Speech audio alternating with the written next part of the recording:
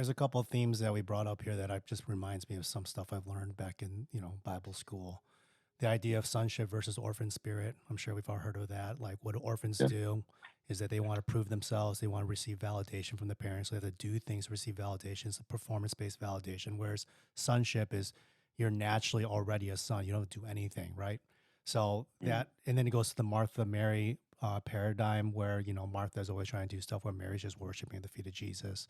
They also this idea of um, um, you were talking about how your parents treated you will usually represent how you see the father. In psychology, that's called object relations. So they talk Hmm. about like how you're experiencing the father's love through your own father is typically how people experience the heavenly father's love. So if your father was strict and disciplined, and they feel like the heavenly father is morally strict and disciplined. So these are the mindsets that affect us, and then also how Satan attacks us and questioning our sonship. And that's how he did with Jesus. You see his strategy always the same. It's like, if you're the son of God, then do this. If you're the son of God. Mm. And just the chapter before, when Jesus was baptized, God the Father said, "This is my son, who I'm well pleased." Even in the Garden of Eden, the Adam and Eve, they basically questioning the idea of they're made in the image of God. They just said, if you want to be like God, then eat from this fruit. Well, they were already made in the image of God. They're already like God.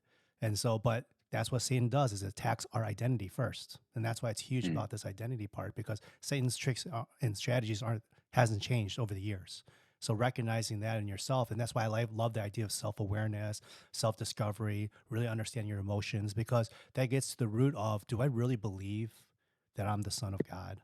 Like I am an Right. adopted son of God. And we could say that in our mind, but I love what Ryan just says. Like you have to really believe it in your heart. And this is where the James chapters talk about faith in action, is that your faith is proven by action. And it's not to say you have to do something to receive your faith, is that your outpouring of faith will naturally come out with your actions following that. So, Right. so these are common themes that when you recognize it, I think this is like, and it's a repetitive theme throughout the Bible. That's the thing. It's this, when you Right. recognize that, you say these big principles, okay, I can apply to my life now. This is, huge. So huge. Yeah. It's a constant reminder too, every day. It's a constant reminder because we forget, we think about it, we go back to our old habits, and we just think we have to do things on our own. So that's, Right. yeah. So and I love that It's good, James. because the world rewards that. That's the thing.